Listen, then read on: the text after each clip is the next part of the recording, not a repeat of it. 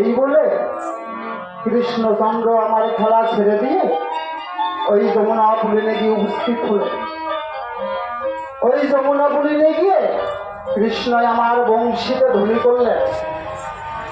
ওই বংশীর ধ্বনি শ্রবণ করে যমুনার জল উজান পানে কুলকুল নামে ধেয়ে চলেছে। যমুনার বড় মনে বড় আনন্দ। আমার কৃষ্ণচন্দ্র দিকে বলছে, যমুনা আজ তোমার মনে কেন এত আনন্দ? যমুনা বলছে, প্রভু এই তোমার সেদিনের কথা,